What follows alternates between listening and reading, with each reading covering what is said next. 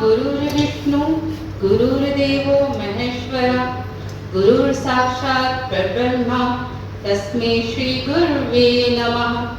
On the occasion of Guru Purnima, I go to all the gurus across the world whose wisdom, compassion and guidance continue to light the path of knowledge, truth and transformation for humanity. Happy Guru Purnima to all. Warm and auspicious good morning to one and all present here. I, Dr. Ajit, welcome Dr. Kumar sir, Assistant Dean of the School of Engineering and IIT, all program coordinators, participants and our esteemed guest, Dr. Ajit Kumar sir, on this fourth day of utter FDP on experiential learning towards advanced concept in Industry 4.0 for sustainable growth, organized by Department of Mechanical Engineering, School of Engineering and IT, AICTE University. Before moving to the formal session, I would like to introduce our esteemed guest. Dr. Ajit Kumar sir is currently serving as an assistant professor in the Department of Mechanical Engineering at the Indian Institute of Technology, ISM, Dhanbad. With over 13 years of academic and research experience, he specializes in the operation, maintenance and design of mining machineries as well as fluid power systems. Before joining academia, Professor Kumar gained hands-on industry experience as an assistant manager at MEL Raigad. During his tenure, he worked extensively with underground mining equipment such as mine pumps, haulage system and load haul down machines. He played a vital role in the implementation of the underground man riding system at the site, contributing to the planning and installation of some areas, pump system and haulage freight layouts. Professor Kumar research is centered on developing energy efficient solution for off-road vehicle used in mining operation. One of his notable projects involved the use of hydraulic accumulator as a power assist unit to optimize steering operation in LHD machines. His work has been supported by research grants from several prestigious agencies, including the Department of Science and Technology, Government of India, Central Mine Planning and Design Institute Limited, Coal India Limited, Ministry of Coal and the Technical Education Quality Improvement Program. He is in charge of the Power Hydraulic Pneumatics Laboratory at IIT ISM Dhanbad, Kanpur.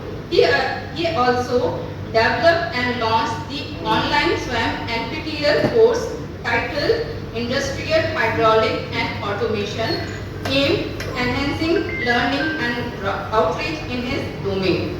Professor Kumar also served as the faculty in charge for innovation and skill development under the Office of Dean and has had various administrative positions within the institute. Professor Kumar has authored over 17 research papers published in reputed peer-reviewed journal and conference proceedings. His innovation work in fluid power technology has led to the securing of one design patent and 3 utility patents. In recognition of his significant contribution to both research and teaching, he has received numerous national and international awards. Without taking much time, I would like to invite Dr. Ajit Kumar sir to enlighten us with your experience. Over to you, sir.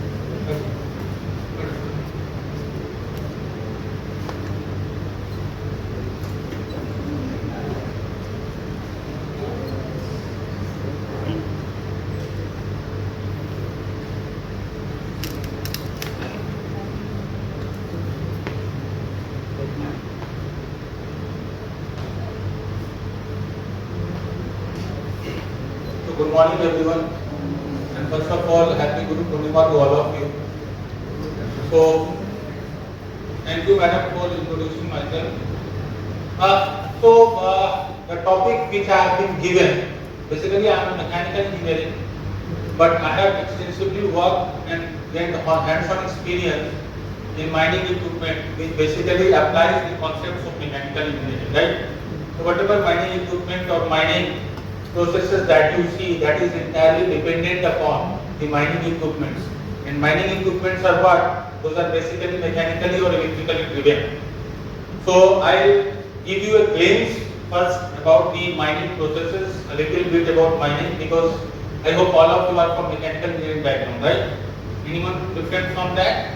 So if you are from mechanical engineering, you might be knowing many of the concepts. Those are related to the processes and optimization of the machines which are basically used, applying the concepts of mechanical engineering. And then I dealt with the equipment which are basically responsible for the operations of the mining processes. And then what is the basic, the most important critical parameter, or you can say the concept which is being used for the operations of the mining machines, right?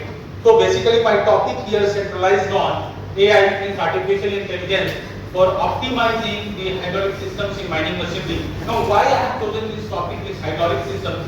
Because when we talk about the technological and the intellectual transitions to mining 4.0, right? So this hydraulic system is the most important parameter or the concept that we discuss about, which basically deals with the importance of the equipment or the processes that are underlying in the mining systems. So first of all, I just go with this mining equipment.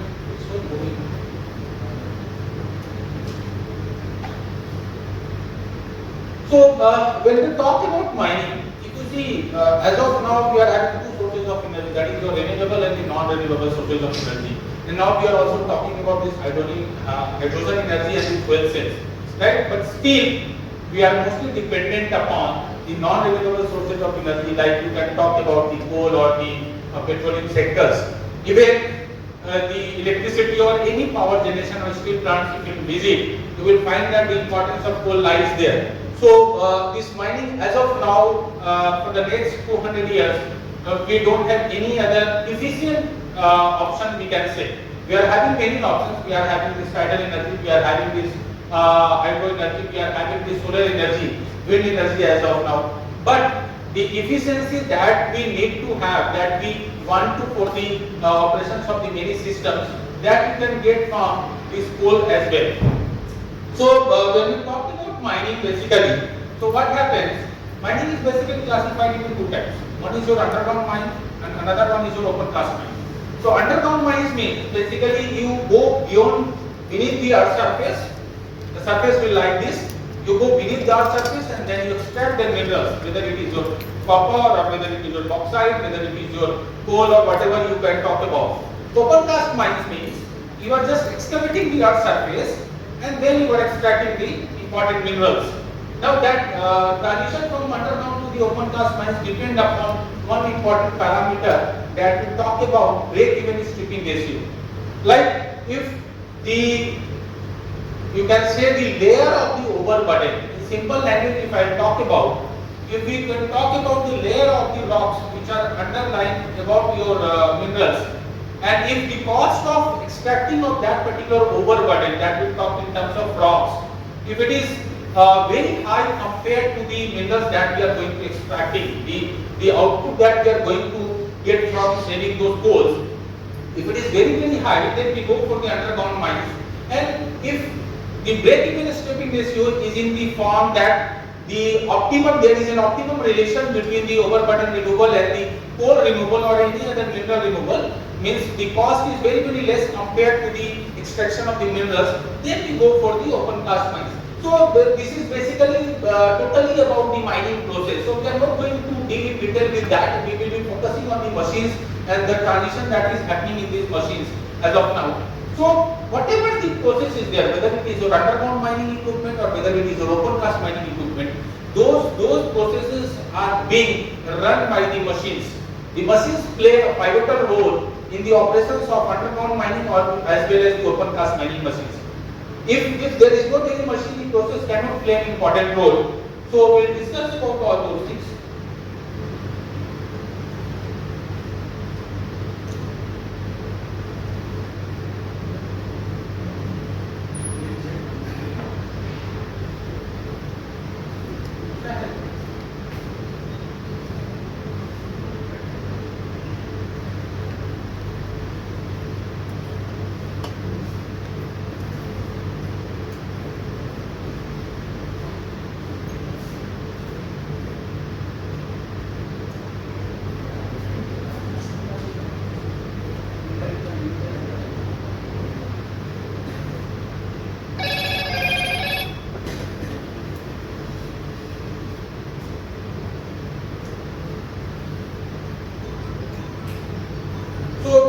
Till then is correcting.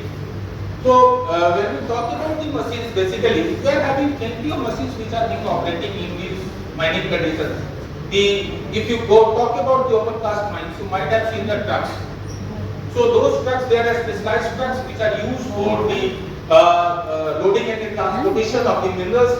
Then we are having the extraction machines which are used for the extractions of the various minerals, like we are having the excavators. So depending upon what is the situation or the scenario of the mining in India, we are having these combinations as well. We are having the bucket wheel excavator. This is the largest known machine as of now in the entire world. So this bucket wheel excavator, if any one of you have visited Neyveli Lignite or Tamil Nadu, you might have seen that there is only one bucket wheel excavator that Neyveli is using. Even one bucket of that bucket wheel excavator can load up to more than 100 cars, 100 sedan cars. So you can see the size. So there looks like a giant wheel and you are having a huge machine. I will show you in the picture if it will be moving. Then you are having the excavator, the hydraulic excavators. Then you are having the, when you talk about the underground mines, you are having the underground loaders like your load hold up machines. Then you are having the continuous miners. Then you are having the shuttle cars which are used for the transportation. So the whole mining process when we talk about, it starts from the geological surveys. So the geological engineers, those who are having the expertise in the geological survey of this complete area, let us say. So first we go for the exploration, means whether the mineral lies beneath the surface or not. So first, the foremost process is the exploration, right? So during the exploration, the geologists basically find that what is the volume of the minerals that is present beneath the surface, what type of mineral is present, what is the horizon of expansion of those minerals. Once the exploration part is done, then we go for whether we should go for the open cast mine or the underground mine. That depends upon this calculation factor which is known as break-even stripping ratio. Then we go for the drilling and the blasting. Initially, we were not having this blasting drilling type of technology. Simply the blasting was being done and the coals were extracted.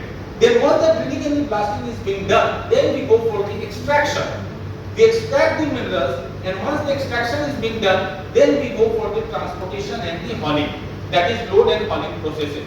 So these are the four important processes. The first one is your exploration, the second one is your drilling and the blasting, the third one is your extraction of the minerals, and the fourth one, that is the last one, is your loading and transportation. So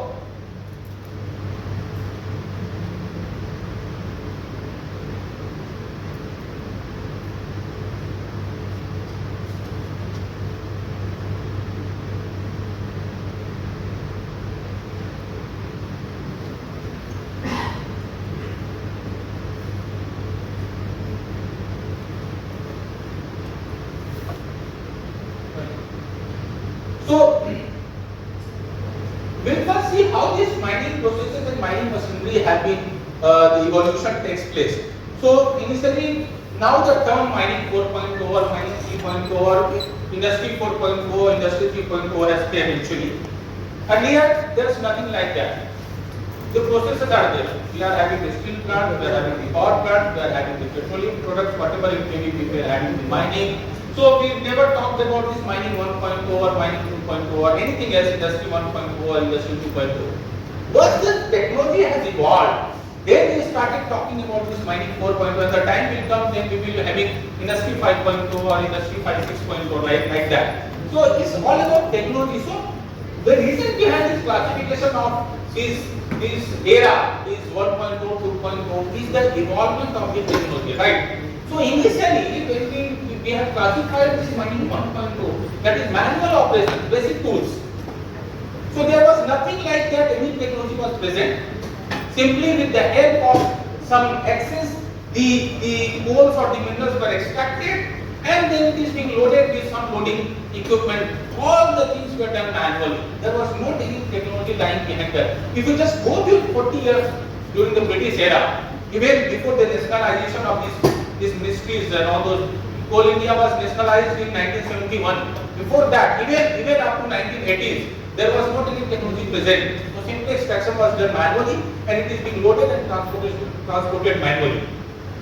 Then comes mining 2.0. Then what is the need of this, basically this transformation? Why this mining 2.0? This is being called industry 2.0, industry 3.1 has been evolved. What is the reason? The reason simply lies the needs. The extraction which was done manually was not serving our purpose. The population has started increasing, the needs of the people have started increasing, and with the needs you need to have more productivity. When the demand for the productivity increases, then let us suppose in 1 hour of operation you are extracting, let us say, 20,000 tons of the coal or any other mineral, let us say.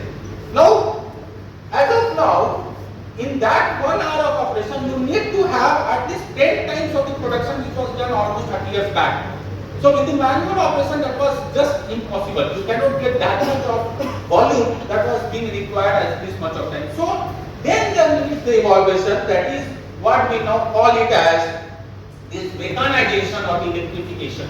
What is mechanization? Simply you are using some machines instead of the manual operation for the extraction and the loading purposes, or whatever the requirements are there. Now how this mechanization can be done? Simply evolving or changing the mechanical technology will not work. You need to have a prime mover, and for the movement of the motion of the prime mover, you need to have the electrification. So electrification will serve the purpose. So whenever the mechanization comes, the electrification will come. I'll just give you a simple example. If anyone is having the old ambassador car with you, the steering of that old ambassador car was very, very hard. Means if you need to have a turning radius, the steering was so hard that is you need to use your 2 hands for the steering. But nowadays, with the tip of the finger, you can rotate the 360 degree of the steering. How it is being done? This is just the mechanization, nothing else. Mechanization is, earlier you were using the ambassador cars or any vehicles, the jeeps, they were using the Ackermann steering mechanism. Ackermann steering mechanism is a complete mechanical system. Now which is being based on the rack and pinion mechanism. Nowadays, the steering wheels in the cars which are coming, those are electro-hydraulic steering system or the simply electrical steering system. You are having the electrical motors which basically works on the principle of voltage and the current, and then you are having another system is your electro-hydraulic system. You are having a hydraulic system, the fluid power system, and this fluid power is being operated with the help of electrical systems or the electrification, and you are getting the ease of the steering. In a similar fashion, then even in the machines you are having this electrification, then mining 3.0 came, that is your digitization, or we call it also as digitalization and the computerization. Now, what is the meaning of this digitalization? Even what is the difference between this mechanization and the digitalization? And then what is the difference between this digitalization and IoT, AI, robotics, big data and autonomy? The major difference lies is here you are again having mechanization is being done, electrification is being done, but again it involves the use of the humanoids. You need to have the humans to operate the switch. Even if I am operating this electric fan or the AC, as of now we need to use manual operation for the on or the off of these electrical systems. Digitalization means directly you are not operating the machine. I mean, there is not any direct connection. Let us say if I need to operate this AC machine, I am having a system which is playing a role of interconnection between this machine and myself. That is in between the human and the machine, there is an interface, and that interface is nothing but the computer systems. With the help of the computer systems, you are just operating. What is the advantage? A person sitting, mine is operating 400 meters below the earth surface or 500 below the earth surface. A person need not go there, simply sitting at his office, he can see the entire operation of the machine which is happening. What is the location of that particular machine, how it is being operated. That is what we call it as digitization or the computerization. I am sitting at my office, I can operate the machine, I can see the position, I can see the productivity, and even I can control the operations of the machines. In many of the foreign countries, like one of the largest mine in world is your Rio Tinto, which is in Australia. So Rio Tinto, they are having the complete digitization of the system. Hardly any humans are only used for the safety, but complete entire operation of the machine is automated. They are simply sitting in the office and they are doing the entire operation. There is not any human intervention. That is what we call it as digitization. Then comes the IoT, AI, robotics. Digitization is being done. What is the need of this IoT then? This IoT was evolved almost 15 to 20 years back, but we started knowing about this IoT even in the last decade only, or you may say that 7 to 8 years back. But it was evolved 20 years back, but evolving means until the things which are not used in common life, then you are unaware of the things. Now this IoT has started coming into our common life. Even a washing machine, it is having an embedded system. You can control with the help of your phone the operation of your washing machine or the operation of your televisions. Smart televisions are coming. What are those? IoT, it was almost 20 years back, but we started knowing about this because now it has came to our home. That's why we started knowing about this IoT and data embedded systems. So then what is the difference between this digitization and IoT and artificial intelligence? This is nothing but the game of your data. It is the game of your data. You are having a plenty, millions of data for a particular machine. Let us suppose if you are having a truck or a bus which is operating. Now for the truck, there are millions of data. There are millions of data which are being available. The failure data, the operational data. You are just playing with the data. You are getting the information based on the data which are being available, and then you are again controlling the operation. Means what you are basically controlling with the help of IoT. The first very important, we will talk about the industry. What is the most important factor that is there in the industry that we must be concerned with? Anybody of you? If you talk about industry, what is the most important characteristics or the feature that we should be cared about in any industry? What is that? Safety and production. Now, how this production lies? You have one step ahead. Just go back. Now, on what factor this production depends? What the factor on this production depends? The machine should run continuously. Production is what? If I am very much productive, if I will become ill, I will not be productive. My production will go down. For myself to be very much productive, I have to be healthy. For a machine to be productive, for the production that we are looking for, the machine has to be healthy. And when the machine will be healthy, if it is not having any breakdown. So when we talk about all these evolution of the technology, the major important role that plays by this IoT, AI or anything else is the maintenance part. We are reducing the downtime of any machines which are operating in any industry. If a machine fails for 1 hour, you cannot imagine how much loss it will be in terms of your the cost or the production amount. I am talking about in rupees.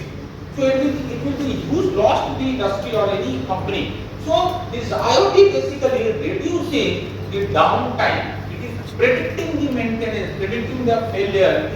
That is what we call it as predictive maintenance. So it is predicting. So based on this, what are the key pillars? Automation and robotics. Now even the robotics, almost even in the mining sector, in the industrial sector, the robotics are being used. When we talk about any automobile manufacturing company, you are having the batch production or the mass production, there the robotics are being used for easing the process. Then you are having the IoT and the connectivity, data analytics. This IoT is completely dependent upon the data analytics. How much data you are having and how much the data is available with you. Based on the data you are predicting the operation and the failure of the machines. Then you are having this sustainable technology. Everything has been done.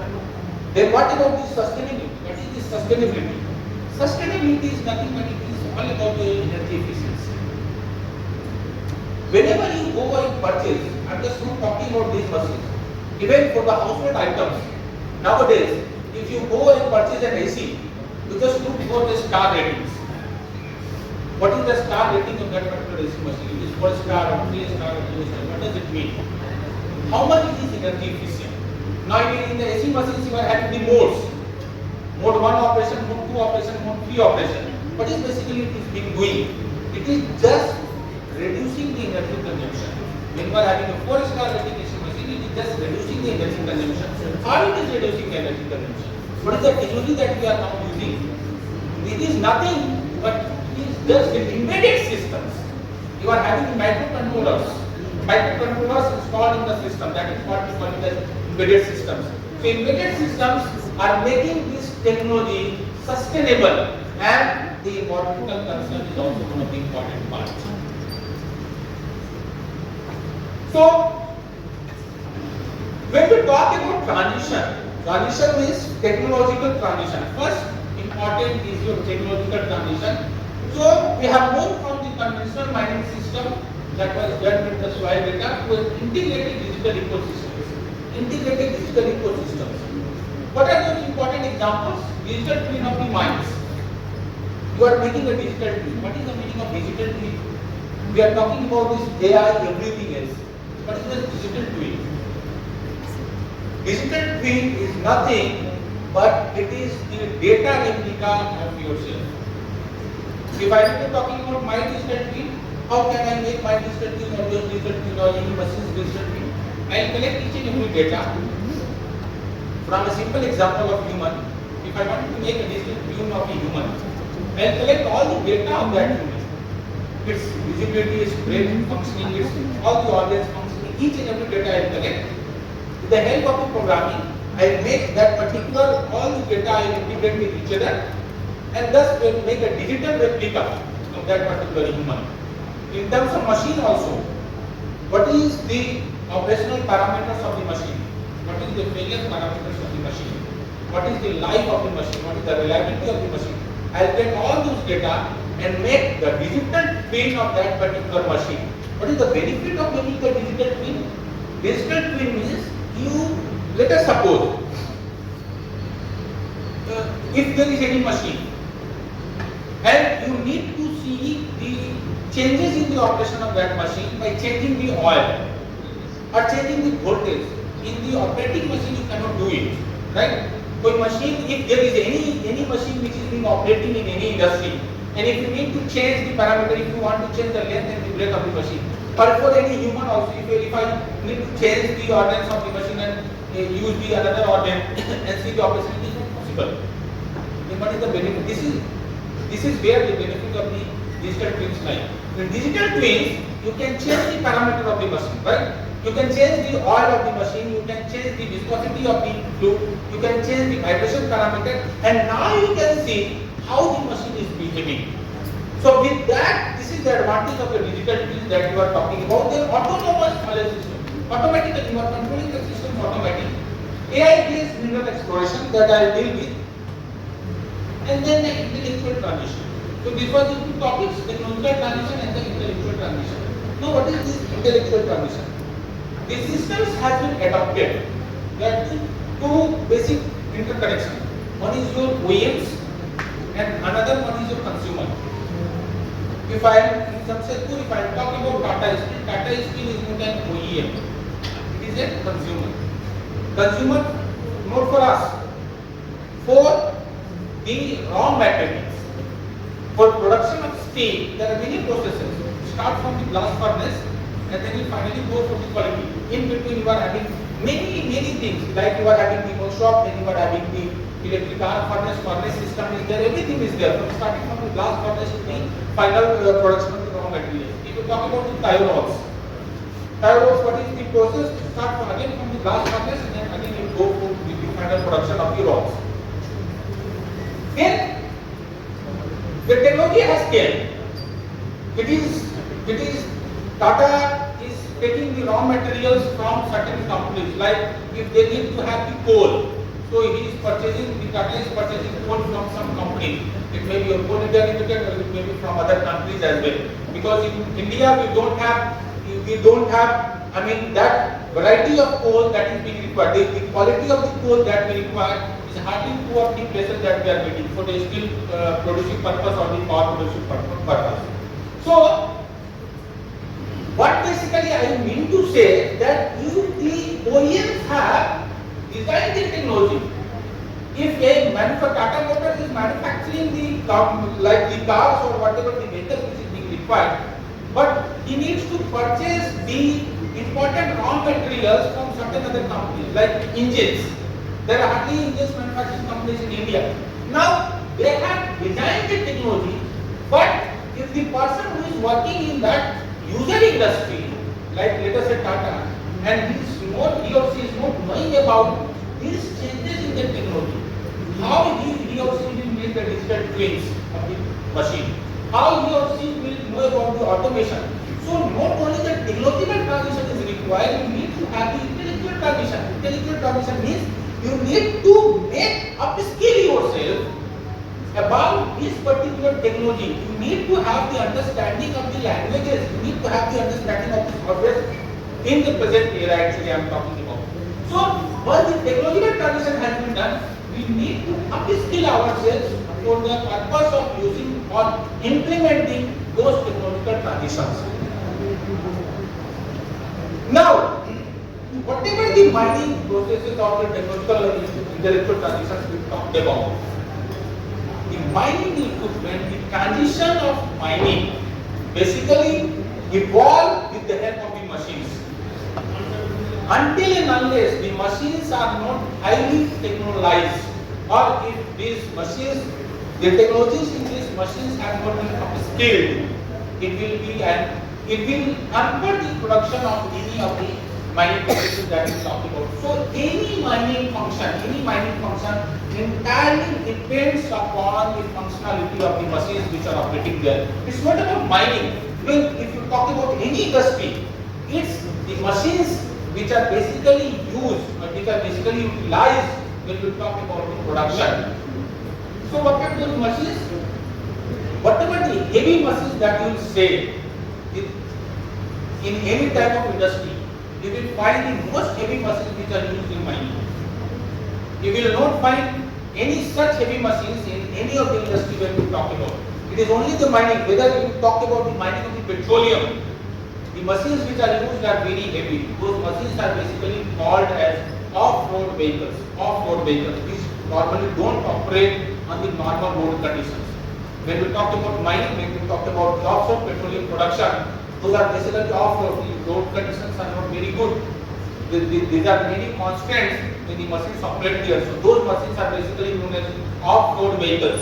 So those machines are basically heavy powered machines and which are also known as heavy equipment.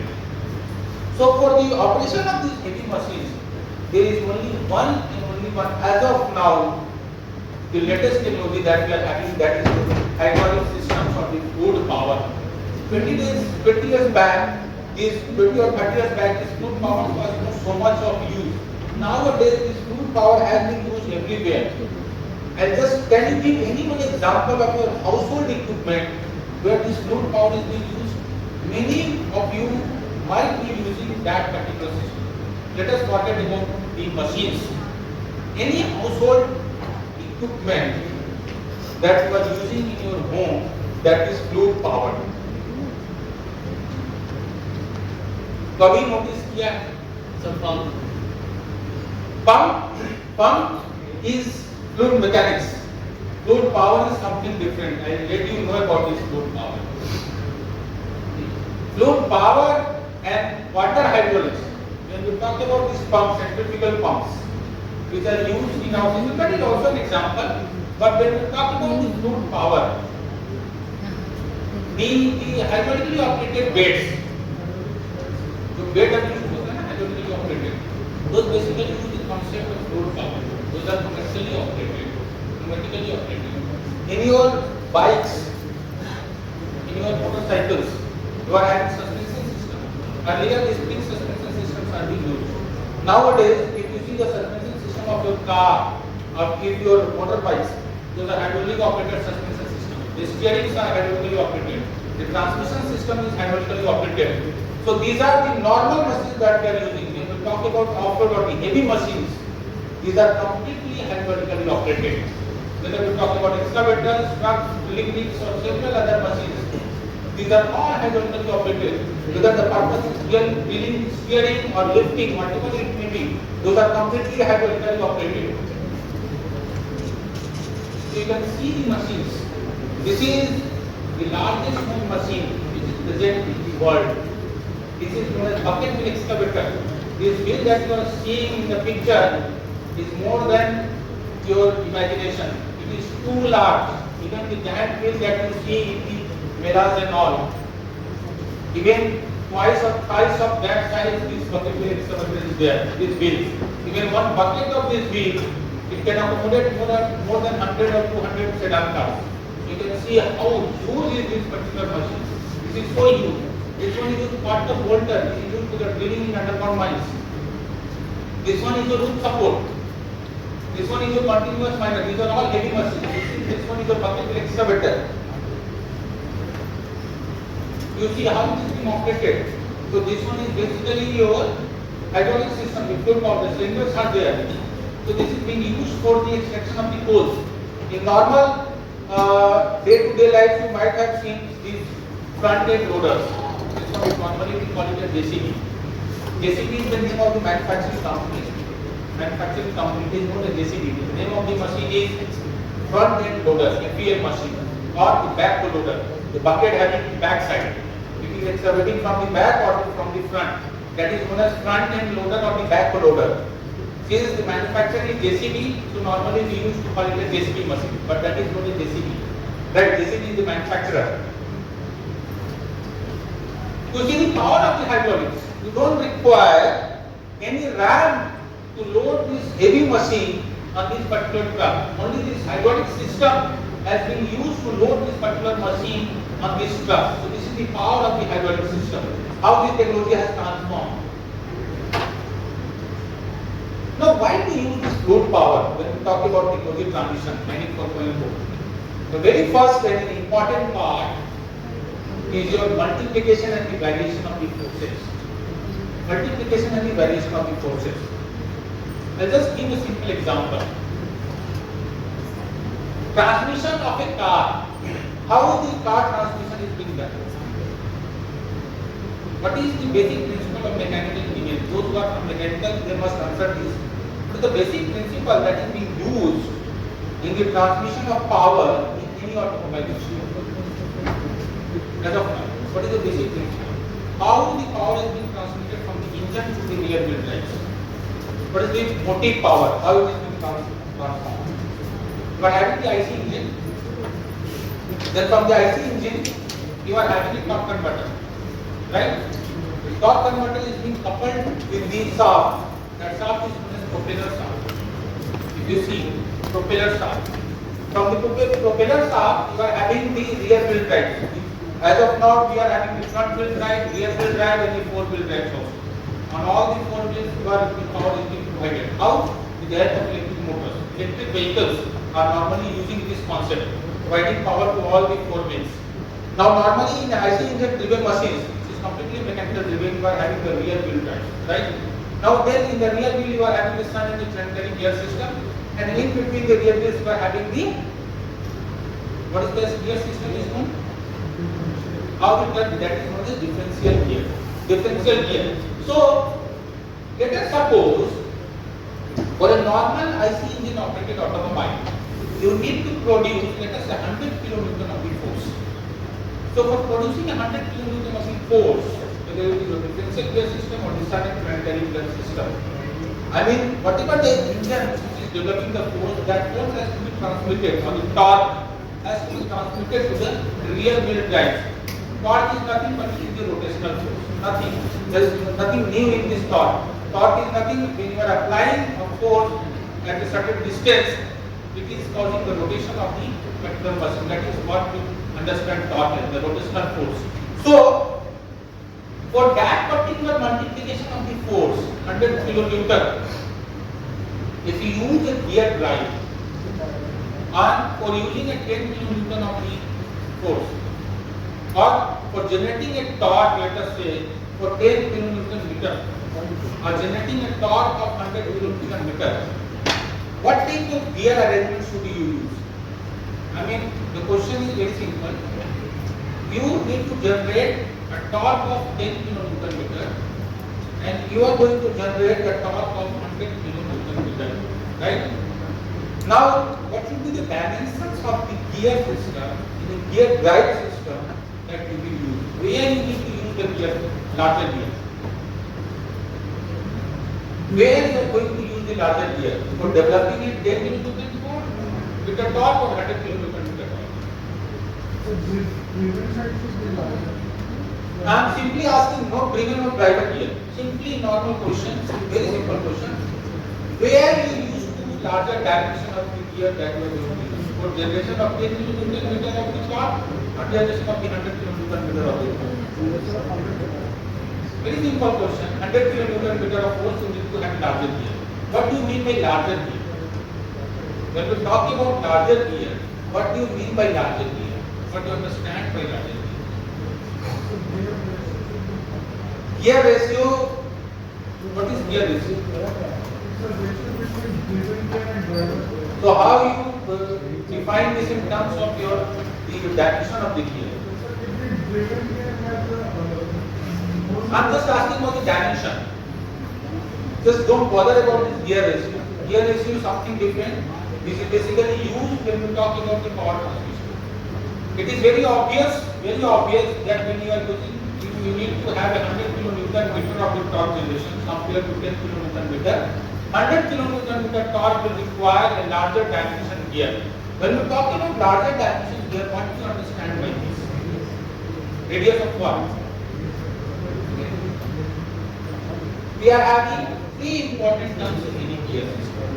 The first one is the number of gear teeth, which is a very important factor. Then we are having the addendum and the dedendum. Addendum and the dedendum. Addendum and dedendum basically are linked with the teeth circle of the gear.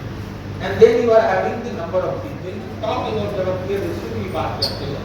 When we talk about the gear ratio even, we are having two important parameters. The number of teeth in gear 1 and number of teeth in gear 2, that is given on the given gear. When we talk about the dimensions of the gear, it is nothing but the number of the teeth and the diameter of that addendum or the addendum circle that we talk about. Now, my motive was not that.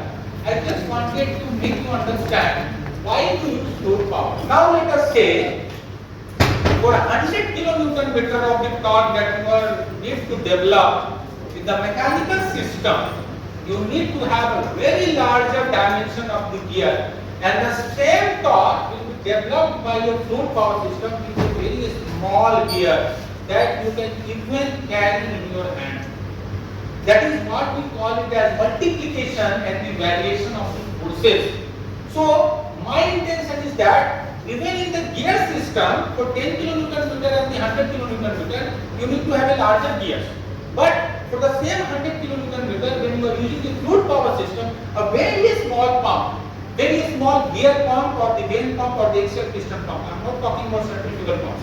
Those are not positive displacement pumps. Those are very different from what I am talking about here. So those pumps will be very, very small in size.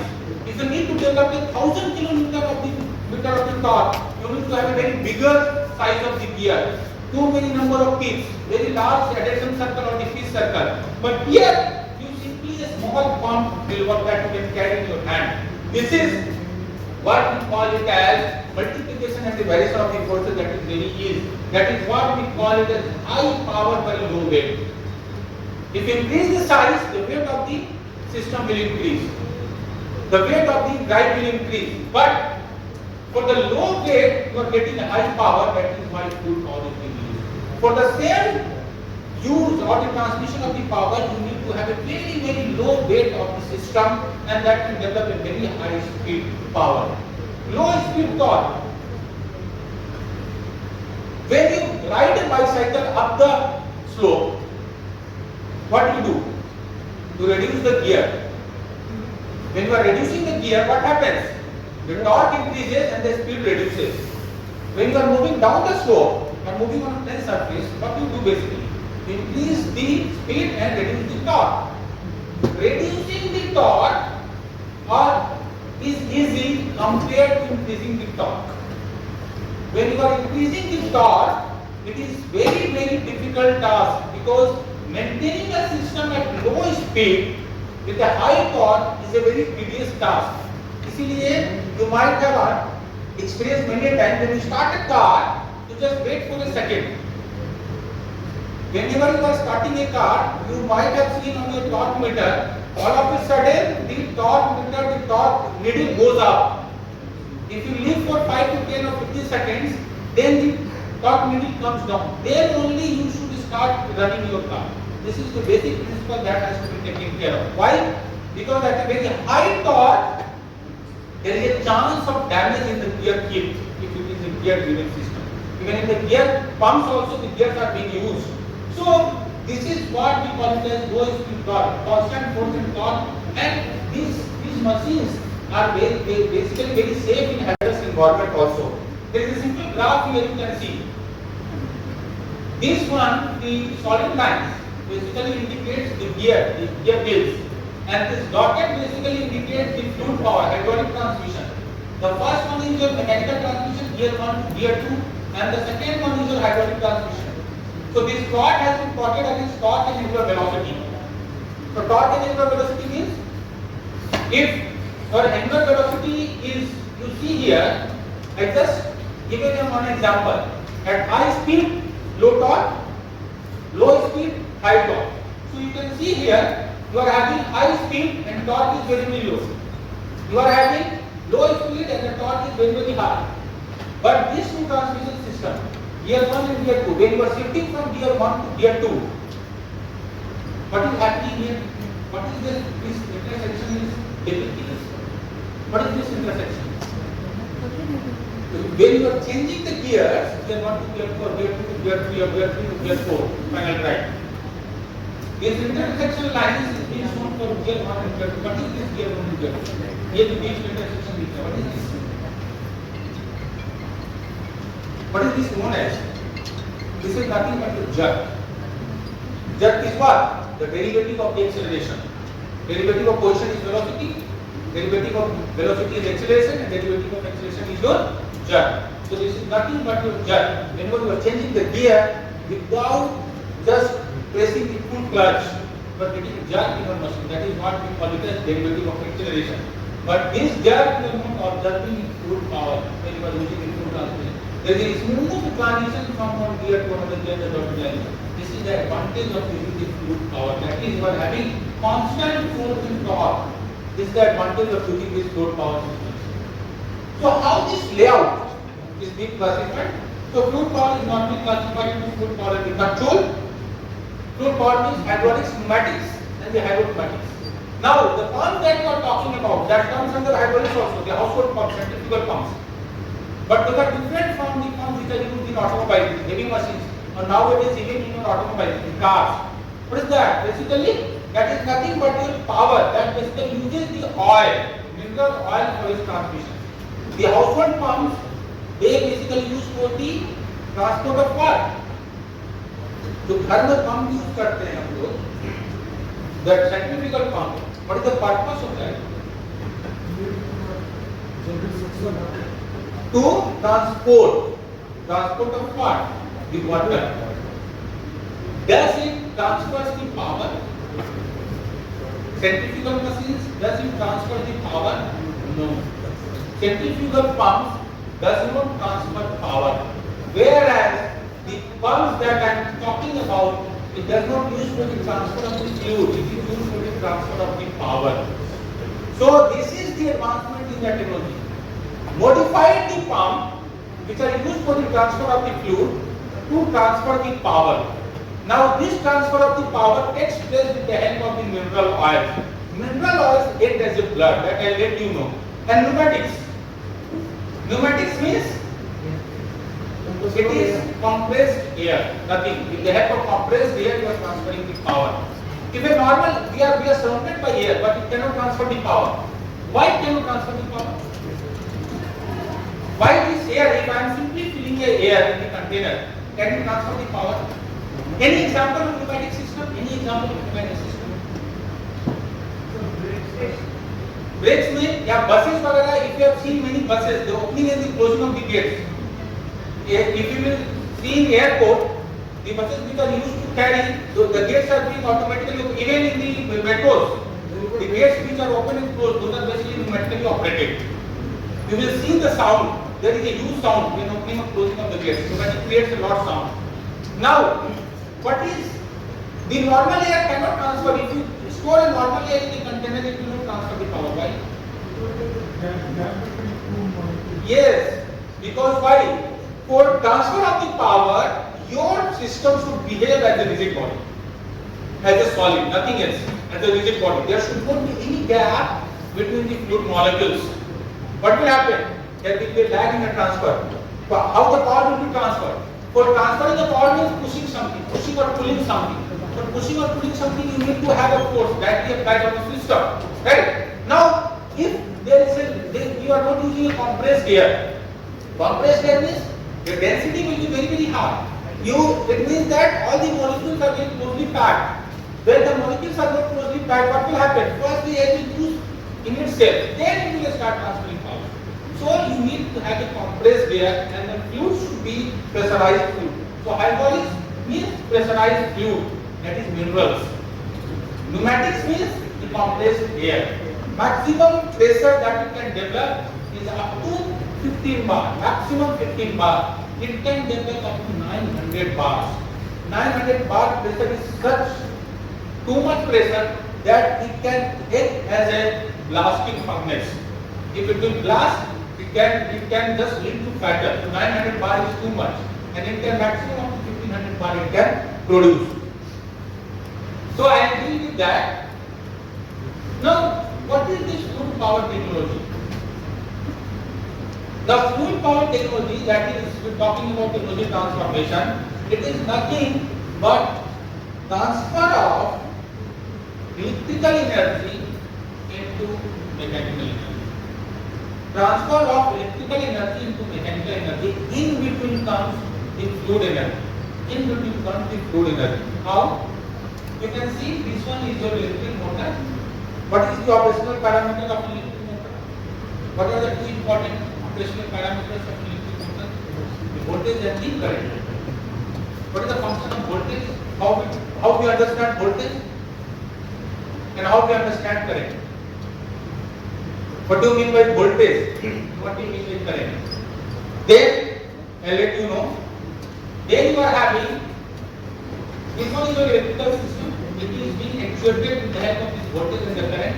Multiplication of these ideal condition, you are having the electrical energy.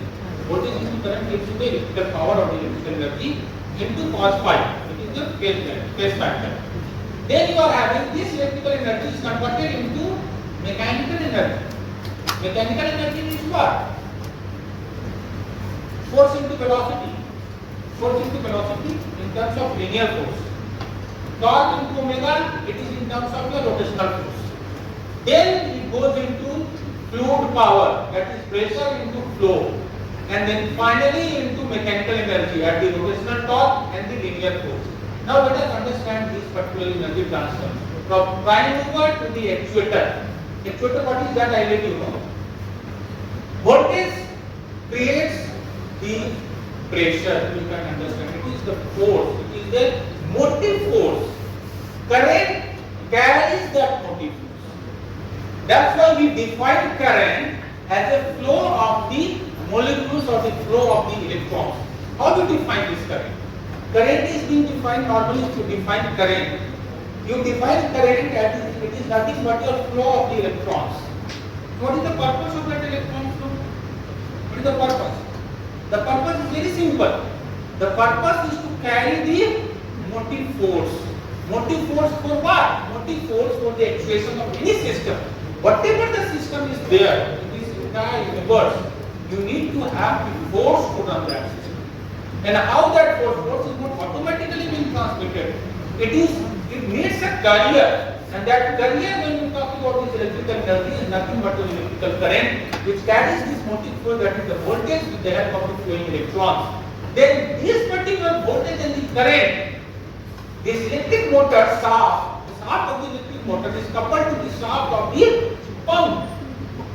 Now, there will, if we ignore, assume that there is not any losses between the electrical system and the mechanical system, so what we understand that this V into I, the electrical energy is directly converted into mechanical energy. Now again, mechanical energy is what? Mechanical energy means for rotating the pump shaft, for providing the angular velocity. I just now told that for the rotation or for any part of the power, what you need? You need for that rotation, what it will create? It will create a power.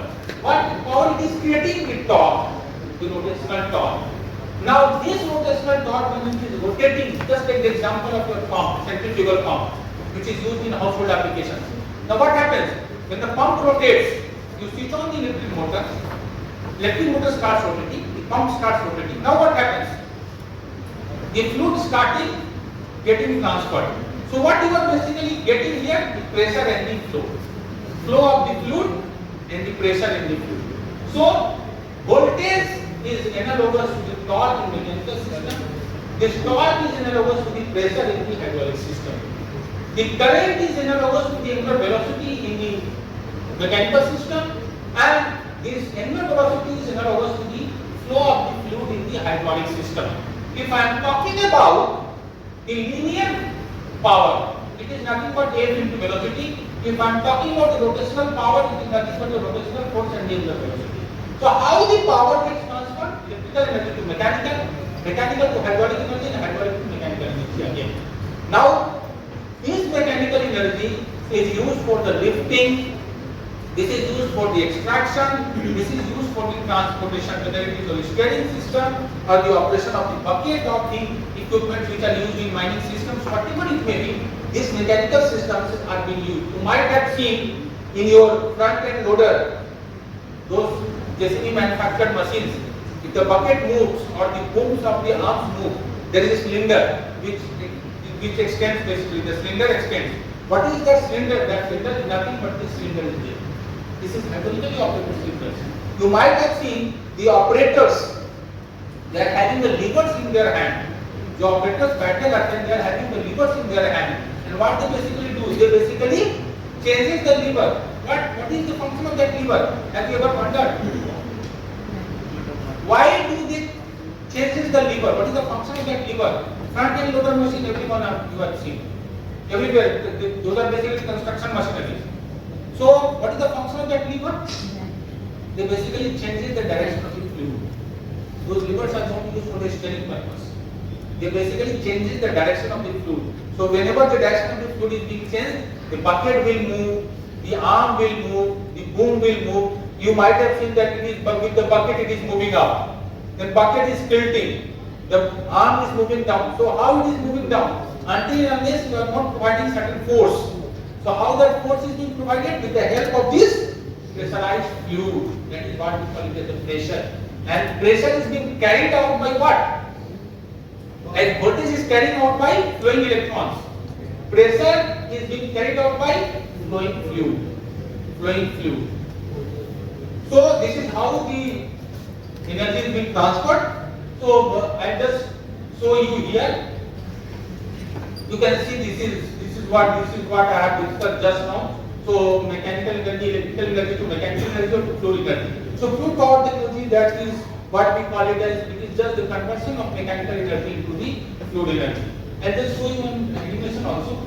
So when we talk about this hydraulic system, those who understand the electrical circuits, which is also very difficult to understand. So electrical circuits, those who can understand the electrical circuits, they can understand the fluid power circuits very well. So this is nothing but a fluid power circuit. A simple, very simple fluid power circuit which is used in the conventional machineries. So what are the basic elements? The fluid. Fluid is just like a blood in a human body. Blood carries the important minerals or the important constituents for the proper functioning of our body. In a similar fashion, the fluid carries the important parameters, the pressure, the viscosity, the temperature, to have the proper functioning of the entire machine. When we talk about the aircraft systems, when we talk about whatever the recent mission of the ISRO that was on this moon that we have landed, this is completely because of the hydraulic systems that we have used. It is only because it is possible only because the fluid power system, the advancements in the fluid power system that we talk about, whether it is mining, I have already told you, whether it is mining or any other systems, this is a very important factor that we are being as of now in use. So this one is your double acting cylinder, and you can see these lines, these solid lines, is basically the connecting pipes which are used to carry this fluid. Then you are having the pump. What is the function of a pump? Whether it is a centrifugal pump or any fluid power pump, gear pump or anything else. What is the function of a pump? Here, the function of a pump generates the flow. It generates the flow. Then you are having the actuators. The actuators are being used to convert the mechanical system, the hydraulic energy into the mechanical energy system. That is the function of the pump. And then you are having the control valves. The control valves are basically it controls the movement of the fluid to different parts. The lever which is being operated by the operator. So like we are having different organs. The organs are basically our control valves. They basically control the different operations of our body. In the similar fashion, these control valves are used for controlling the different functionalities or the operations of this particular machine. I just show how this basically works with the help of this example. Can anybody just simply tell me how a pump works? What is the basic principle of the operation of the pump? On what basic principle any fluid power system works? The most simple concept, the fundamental concept of operation of any fluid power system. What is that law known as? There is one law, and that law is very, very well known to all of us. Pascal's law. Pascal's law. Pascal's law is the fundamental law of operation of any hydraulic system. Any hydraulic system. What does Pascal's law tell? What do you understand by Pascal's law? So the intensity of pressure in all directions is same. Density. Intensity. Intensity of pressure in all directions is same. One word is missing here. The intensity of pressure in all directions is same. Very to any layman language it can be understood by anybody else. That whatever the pressure, whether you are decreasing the pressure, whether you are increasing the pressure, you will experience the same increase or decrease in the pressure everywhere in what? In a closed container. If I am not using the word closed container, then it will not behave in the same way. Why? Because of the Pascal's law states that in closed system, the intensity of the pressure applied everywhere will remain the same. This is what the fundamental concept of any fluid power system is there. So, pumping system is what? I am just making you understand is how the pump takes the fluid and then discharges the fluid. Syringe, all of you have seen the syringe. How the syringe works? When you pull the syringe, the fluid gets inside. When you push the syringe, the fluid gets out. How it happens? Again, a simple concept. Engineering is all about taking examples from our normal lives. And the same concept is being used in heavy machinery. How it is being worked? How it works? When you are pulling the syringe, what happens? You are increasing the volume chamber. And when you are increasing the volume chamber, what is getting reduced? Pressure. The pressure is getting reduced. The partial vacuum is created. And atmospheric pressure is higher than this vacuum pressure that you are creating inside the syringe. And there is a universal law that any system takes to have attained the lowest possible energy. So, from the higher pressure, the fluid will move to the lower pressure side. So that is the partial vacuum pressure system. That is P into V remains constant. When you are increasing the volume, the pressure will reduce. When you are decreasing the volume, the pressure will increase. So this is how the system works. So here also if you see, when the valve opens, the volume chamber basically expands in a pumping system, and this is at atmospheric pressure. Here the partial vacuum is getting created. So the fluid tries to get the lowest possible energy, and the suction takes place. So this is how the fluid gets stored in any hydraulic system or the hydraulic actuator. And then when the valve gets closed, what happens? It will reduce, it will come towards this end, that is the bottom right center of the cylinder, and it will reduce and the fluid comes out. So, two important principles. Increasing the volume chamber reduces the pressure and the suction takes place. Decreasing the volume chamber, the pressure increases and the discharge takes place. This is the simple phenomenon of the working of a hydraulic system. So let us understand this. This is how in any mining machine, when we talk about hydraulic or any other hydraulic system, you are having the pump. This is one type of pump, hydraulic pump, that is what we call it as gear pump. So inside you are having this gear. Inside this having this gear, and then this how this gear pumps look like. You can see this one is the physical view of the gear pump. This is the hose pipe through which the fluid are getting transferred. This is the control valve. You see the control valve, the physical view. This is the pressure relief valve. It is used as safety valve, and this is your actuator, which is carrying the load. Now, how it operates? You can see how it is operating. When this prime mover is getting actuated, this one is your driver gear, and this one is your driven gear. So, driver gear when it rotates, this is one type of pump. There are many other types of pumps also.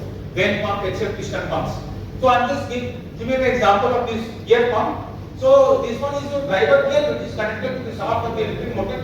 So, when it rotates in the clockwise direction, this driven gear rotates in the anti-clockwise direction. Now, what is happening here? This one is your hydraulic tank, where the fluid is being filled. This is a mineral oil which is being filled. Now, how it is operating? You see here, the teeth of the gear are getting disengaged. They are getting disengaged. So, when they are getting disengaged, what is happening? The volume chamber is increasing. Here, the volume chamber is getting increased. From atmospheric pressure, the fluid is getting inside. It is being trapped into the cavities of these teeth. And here at the top part, what is happening? The teeth are getting engaged. And when it is getting engaged, what is happening? The volume decreasing and the pressure is rising. So what is happening? The fluid is getting transferred. So this one is your inlet, the suction is taking place, and this one is your discharge. The discharge of the fluid is taking place. And now, how this particular cylinder will move? Many of you have seen the trucks. The back trolley of the trucks. Have you seen how it is being rising? The trolley, the back trolley of the truck is getting raised. And how? You might have seen a cylinder coming out. The cylinder coming out, that is your hydraulic cylinder, nothing else. That is your hydraulic cylinder. It is coming out and it is being tilted in the upward direction. And the materials on that particular truck's trolley are being unloaded. So, what is happening? You need to have the actuation of this particular cylinder. This is the cross-sectional view of the cylinder. Now, how it will operate? The pump has started operating. The electric motor started operating. Now, here what is happening? If you see this control valve, the fluid is coming here. From here, it is going back to the tank. The fluid is coming here. From here, it is going back to the tank. There is not any fluid which is being transferred to this particular electric cylinder, hydraulic cylinder. I have already told you, for the motion of any system in this entire universe, you need to have a force. So how the force is being carried? It is carried with the help of this pressurized fluid. Now let us see what is being done. When I actuate this is solenoid. This is electrically connected solenoid. When I will push the button, this solenoid will actuate and it will push the entire spool, inner spool of the valve, and it will change its position. Electromagnetic force will be generated. The electromagnetic force will push that particular spool and it will move. You see how it is happening. Now what happened? Very simple animation. Now what is happening? From here the fluid is going from this side and it is pushing here. So over this cross sectional area, the pressure of the fluid is being applied. So pressure into area will give you force. The flow is pressurized, and this one is your exposed area. When the pressure is being applied on any exposed area, it will convert into force. So that is what happening here. Now, when I need to return this cylinder, I need to, and from here, from the back side, it is coming back to the tank, this hydraulic fluid. Now let us see another. What is happening here? From the fluid, it is moving to this side, to the rod end side of the cylinder. This is known as rod end side, this one is your bore end side. I see them in. So this one, it is moving here, and again the fluid is going back to the tank. So this is how the fluid system gets operated. Any hydraulic system operates basically. There is one another valve which is known as the pressure relief valve. What is the function of this pressure relief valve? This is known as safety valve. Now I'll ask by giving this example.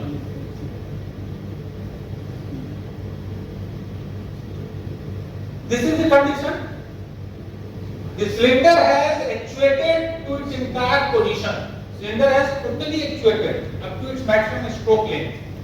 Maximum stroke length, let us say for 50 mm, it has extended fully. Still the pump and the electric motor is running and it is supplying the fluid. Fluid is not going back to the tank. Where the fluid is going? This area only. Now what will happen? The fluid is pressurized. With time, the pressure of the fluid will start increasing. And when the pressure of the fluid will start increasing, what will happen? It will damage something. As after a certain period of time, it will damage something. Another example from household application. You will understand this. Pressure cooker. Pressure cooker, there is a safety valve. What is the function of that safety valve? If you leave that, if anything happens, if the whistle does not close, there is something issue. If that gasket is having any damage, what will happen? If you don't have the safety valve there in the pressure cooker, what will happen? It will blow the entire pressure cooker. But in certain circumstances, what happens? That safety valve blows. In electrical appliances, there is a safety fuse. What is the function of safety fuse? Whatever, if there is any change in the voltage, fluctuation in the voltage, the safety fuse will first destroy, then only the system will get hampered. So it will save the same system. The same principle here. Now what will happen? The fluid is getting, and this is set at a particular pressure, at the maximum operating pressure. Beyond that it will not open. So let us suppose the maximum operating pressure is 300 bar. So once that 300 bar will raise, what will happen? This PRV will open, and the PRV will open and it will release the fluid from the pump to the tank. So this is how the safety valve basically, this pressure relief valve basically works. Now, this is the last concept for this, then I will move into these AI driven technologies, because you need to understand how this basically works. So basically you are having pressure and the flow characteristics in any hydraulic system. Like in electrical system you are having the voltage and the current. In mechanical system you are having the speed and the force. It may be your rotational force, that is your torque or the angular velocity. It may be your linear force or the linear velocity. So in fluid we are having the pressure and the flow. How the pressure generates? Any guesses? Any example? Simple concept. In one line, can you please tell me how a pressure in a system develops? What is the basic reason of development of pressure? How the pressure in any machine or any system develops? I again give you an example from the household application. अगर आप अपने घर में करेंगे तो पूरा industry समझ जाएंगे. How a pressure develops in any industrial machinery, or in any industrial or any system, any machine. What is the basic principle behind that? I'll just give an example and then you tell me that how it happens actually. Gardening pipe, everybody might be having this gardening pipe in their house. Simply connect with the tap and just keep the pipe in your hand. How will the flow takes place? It will simply fall down there. Just push it. What will happen? Velocity will increase. Velocity नहीं increase करता है. That is your quantitative equation. Flow equal to energy velocity. That is something different. The reason is there. It is one of the reason is there. But I just want to extract the basic, the most fundamental reason of the pressure increase. Now when you push it, you can say the range of the flow increases. अभी जो पानी यहाँ गिर रहा था, अभी पानी वहाँ गिरे. So the range increases. Why? Area कम किए उसको क्या? How you can explain this actually? Basic simple reason. Don't go in engineering. Basic simple reason. One more example. Exam का डेट 6 महीने पहले आ गई. Right? Examination is in December. Will I start working now? Will I start studying now? All engineering students understand.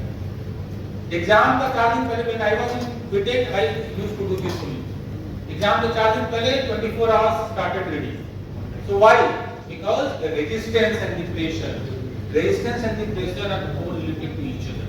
That is what we in human terms we call it as stress, and mechanical terms we call it as force upon the internal cross-sectional area, the internal resistance. So until and unless you are not providing resistance, you are not going to create a pressure. This is the fundamental reason of the creation of the pressure. Resistance has to be provided. So what you are doing in the pipe basically, you are providing the resistance to the flow path.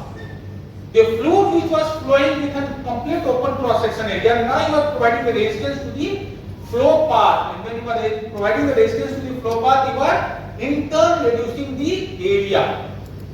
And when you are reducing the area, the flow basically, if the flow rate remains the constant, area into velocity. So when the area is getting reduced, the velocity will increase. So from his point of concern, it was 2, but only and only reason is the resistance. So here what is happening, if you see here, if this point, there is not any resistance in the path. So what is happening? Simply there is not any, normally unpressurized systems are shown by blue color, pressurized systems are shown by red color. So here, the valve is completely open, so there is not any pressure. If I am providing a resistance to the flow path, what will happen? The pressure here will increase. So this is what happens in any system, in any hydraulic system. The pressure is increases with the resistance to the flow path that you are providing. So resistance in the fluid flow in the system, and this is what, how the resistance works. You are providing the load at the end. When excavator is excavating, what you are providing? You are providing a load. You are providing a load on what? On the teeth, on the bucket. So because of that load, the prime mover basically moves. So this is the importance of pressure in the flow characteristics. Then the heat loss. How the heat loss takes place? What is the basic reason of heat loss? Why there is a heat loss in a system? Anybody?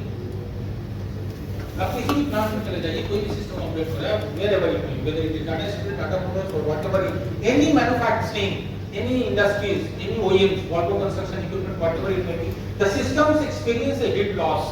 Why there is a heat loss? What is the major reason behind this heat loss? Again, these two terms come: the pressure and the flow. Pressure and the flow. When you are restricting the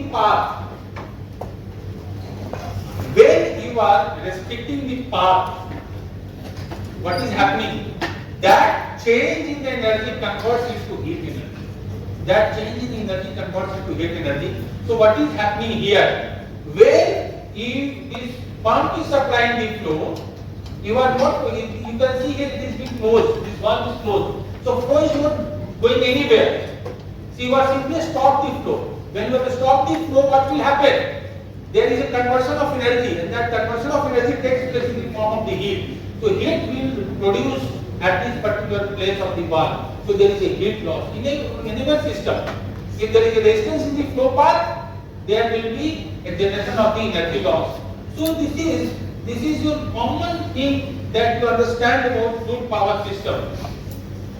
Now, when we talk about fluid power system, I'll go back to those slides.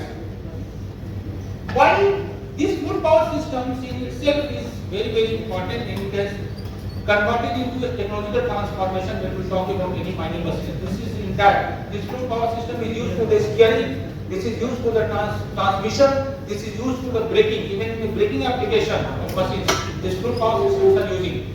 Then what is the need for this technological transformation in mining or the mining machines? Why this is being used? I have only given you the advantage of the fluid power, but there is not any system. There is not any system which is not having any disadvantage. Whatever the concept that we have gained as of now, can you tell me any two disadvantages of the fluid power system? Whatever the concepts in the last 1 hour 45 minutes that you have got, any two disadvantages of the fluid power system? Can you tell me? Huh? Safety. Safety in what respect? Yes. The very important thing is the leakage.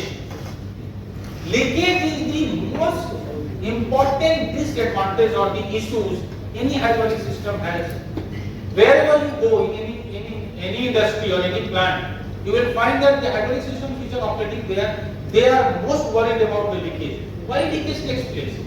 What is the common cause of the leakage?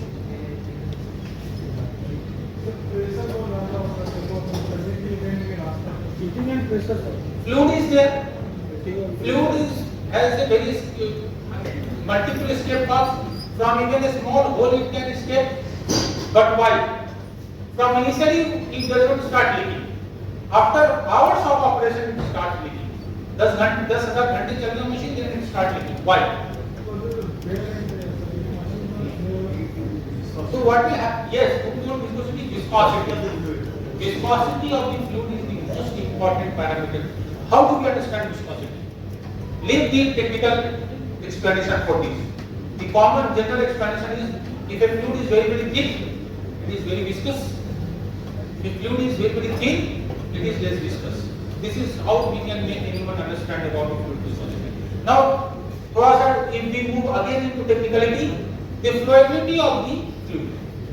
If a flow is easily flowable, it is having less viscosity. If there is a hindrance in the flow of the fluid, that is highly viscous. So with the hours of operation, viscosity and temperature are inversely proportional to each other.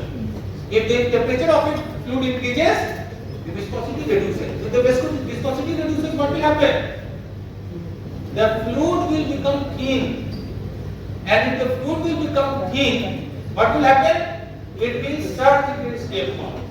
Even a small hole, if the fluid is very thin, it will be difficult for the leakage. It cannot move ahead. But if it will become thin, it will start moving. That is what we call it. Even in the bearings, if we understand bearing, there is a thin film lubrication is there. With hours of operation, the bearings basically start wear and tear. Why? Because of the viscosity, the fluid starts reducing its thickness, and then there is a direct metal to metal contact starts. So because of that, the leakage basically happens. So this one is your reason of the inefficiency. Inefficiency takes place because of that, the leakage. You don't have the what we call it as frequent maintenance. Do you need brake for 5 minutes? I don't know. If you need, you can please tell me. So okay, fine. So inefficiency means you are having the hydraulic systems which are being operated. Most of the hydraulic systems are operated. The leakage is the major cause. We don't have real-time monitoring system. What is happening in the real time? How the pressure is behaving within a particular time frame? How the viscosity of the fluid is behaving in a particular time frame? We don't have that tracking. Because of this viscosity, that we talked about the wear and tear, we require frequent maintenance in the system. If you go to any mining industry or any other system where the fluid power is in operation, everywhere fluid power is like it has become a potato. It is used in almost all the machines. whatever machine you talk about, is being used in almost all the machines. So wear and tear is one of the important reasons because of this unscheduled downtime. Response time delays. Most of after hours of operation, the response time delays. Why? Because fluid is the carrier. Fluid carries the energy. So because of that differences in the power, the response time increases, delays in the response time and lack of real-time monitoring. So there we need to have the technological transformation. And from where we can get this technological transformation? That is the importance of AI in hydraulic systems. That is artificial intelligence when we talk about. So here, what we discuss about the artificial intelligence, that whatever the machines which are being operated, have just given an example of this truck which is being used in underground mine, open cast mine. So you can see this one is the transmission system. So this transmission system is completely hydraulically operated. You are having the front wheel drives, rear wheel drives. So these are the two electric pumps, hydraulic pumps which are being operated with the help of this prime mover. So here we are lacking the exact real-time monitoring of this system. So there comes the use of the artificial intelligence and the big data analytics. In hydraulic systems also, which are being prominently used in mining systems or mining operations, we need to have this artificial intelligence. What is the benefit of this? How we are using this? We are having AI-driven technology. The first one is your IoT, Internet of Things. Whether it is your household items, in the beginning only I told you that the smart televisions, the smart washing machines, the smart ACs, all are using this embedded IoT system. So what is this embedded system? That is nothing but your microprocessors. Those who are having electronics and communication background, electronics engineering, they might be knowing about this microprocessor. So you are having the sensors embedded in mining equipment. That is what the start of the machine learning, or we call it as the artificial intelligence, takes place. The first thing is your IoT. These are the technologies which are enabling the optimization of the hydraulic systems used in mining machines. So IoT means nothing, Internet of Things. What is this Internet of Things? How to understand the Internet of Things? Just a simple question again. How to understand? Just I need a simple answer, not very technical. Interconnection of which one? I mean, what do you understand by internet? Why do you need to have an interconnection? What is the need? Huh? You always, whenever you see any questions, these three questions are very, very important. What, why, and how? What is the reason? Why this has been used and how it works? Three important things. What, why, and how. What is this Internet of Things? Why it is being used and how it is being used. These three things will give you the complete entire picture of this when we talk about this artificial intelligence or any other system. This is not about this only. So Internet of Things. Internet of Things, what Internet does in our system? When we use Internet, what is the benefit? You are getting connected to the world. You are getting connected to the entire system.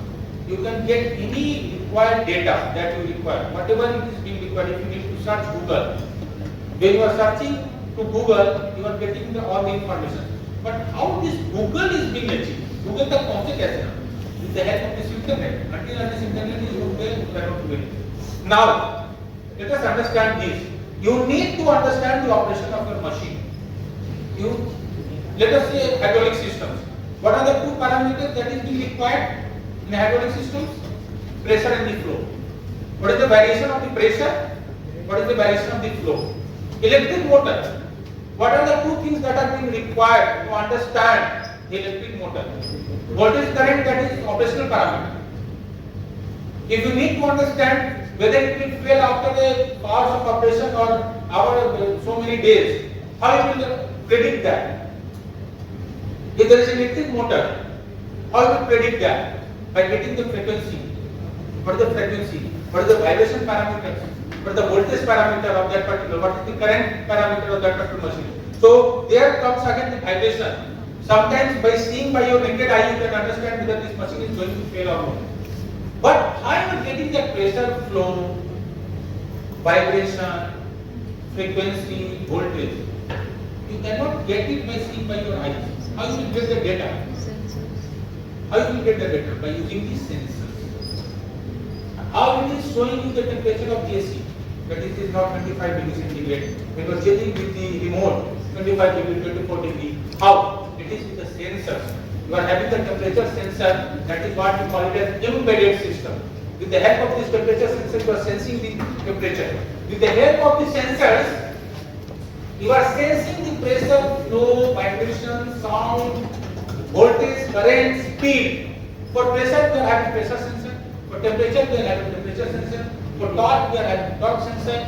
For any other system, we are having many sensors which are installed in the system that give you the particular parameters. So the Internet of Things is nothing but you are having an internet, you can say the data connected sensors fitted in your particular system to get the parameters value. What is the pressure value, what is the torque value that you are getting obtained from the sensors which are embedded in mining equipment. Mining equipment means the hydraulic systems. Those are being used in mining equipment. So, Internet of Things means you are having the sensors embedded in your system, and from those sensors you are getting the data, and those data are captured in a particular system with the help of Internet. That is what we call it as Internet of Things. Then you are having AI and machine learning. You have collected the data. You have collected the pressure for the last 10,000 hours of the operation of that particular machine. You have collected the flow data. Now, when you have collected, what you will do now? You collected? Fine. Now what is the next step? Then the next step comes the AI and the machine learning. From the data, you are going to store that data in a particular place, in a safe place. That is what we call it as cloud computing. Cloud computing means whatever the data that has been obtained from the sensors, now those data will be stored in a particular system, that is we call it as cloud computing. Cloud means you are having a huge space where you are storing the data, nothing else. So when the data has been stored, now you will go for the AI and the machine learning. Means machine learning means what? What is the meaning of that machine learning? Machine learning means you have obtained lots of data from a particular sensor. Now when you see that variation of the pressure for the last 10,000 pressure of hours for the last 2 years or 5 years, you will understand how the machine has behaved. If I want to know the certain human characteristics, I need to monitor him or her very carefully. At least for 2-3 years, I need to monitor how he walks, how he behaves, how he talks. Like until unless I will not get data, I cannot predict the characteristics of a particular human being. Similar things is machine learning does. Machine learning, based on the data that you have collected, it predicts the behavior of that machine. Behavior means what? That how does machine talks to each other, that is not the behavior. Behavior means when the machine is going to fail. What is the most prominent reason of the machine for the cause of the failure of that particular machine? How it is going to fail? After how many hours of operation it will goes to fail? After how many hours of operation the viscosity of the fluid or the temperature of the fluid or the density of the fluid is going to change? So these are all the characteristics that you are going. What are the important sensors which are required for predicting the data? Then you are having the cloud computing where you are storing the data. Then you are having AI and machine learning. Based on those data, you are doing the predictive analytics. You are getting the analysis of that particular data, and then finally you are deriving the insights. You are deriving the conclusion. That is what we call it as big data analytics. So these are the 4 important factors. Now, these 4 important factors, how it is used in mining systems. The first one is your AI-powered predictive maintenance in hydraulic systems. Maintenance, how many types of maintenance? Anyone who is having industrial experience, they will let me know about this maintenance. What are the types of maintenance? The first maintenance is the machine will fail and then you go for the maintenance. Until unless the machine will not fail, you will not go for the maintenance. What is that maintenance known as? Corrective maintenance. That is what we call it, we are correcting the failure. That is what corrective maintenance is there. Once the machine or the system will fail, then we go for the correction. The second one is your preventive maintenance. Preventive means you are preventing the failure of that machine. And then comes predictive maintenance. Predictive maintenance means you are predicting the failure. What is the difference between preventive and predictive? Preventive means you are also preventing the failure. Predictive means you are predicting the failure. It means also that before the failure occurs, you are going to correct that system. Preventive means also before the failure occurs, you are going to correct that also. Then what is the major difference between preventive and predictive? When we see a correcting of machine like vibration or something. Yes, preventing means regular maintenance. Regular maintenance means before the machine starts or the system starts operating, you need to check the entire machine, whether the steering works, whether the oil is proper, whether the cooling system, whether the lubrication system is working properly or not. Predicting means you are predicting the failure based on the data. Preventing means you are not preventing the failure based on the data. Here you are using the data to have the machine learning from the data of the past 5 years operation of the machine. So then you are predicting the failure and then you are finally eradicating that particular change. So will the preventive will be more useful or predictive will be more useful? Preventive, why? Preventive, why? Why not predictive? Why not predictive? Have the habit of answering anything, wrong, right, whatever it may be. Because when you teach a student, you never know what type of question is going to come at your head. When we used to teach, especially the first year students, those who have just cleared their IIT JEE, they are at such a peak level, just after 12th class, after clearing JEE level. When they enter IIT, they are just at the peak level, they can throw any question at you when you are teaching. You never expect what type of question is going to come. But when you deal with one-to-one interaction, then you get to know anything. Teaching and medical profession is always a learning process. You are always learning throughout your career. So why not prevent? Why not predicting? Why preventing maintenance is better? If I say preventing maintenance is more better, then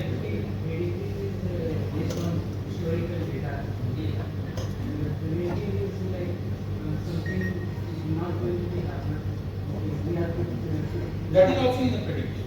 That's why you are doing the predictive. It should not happen.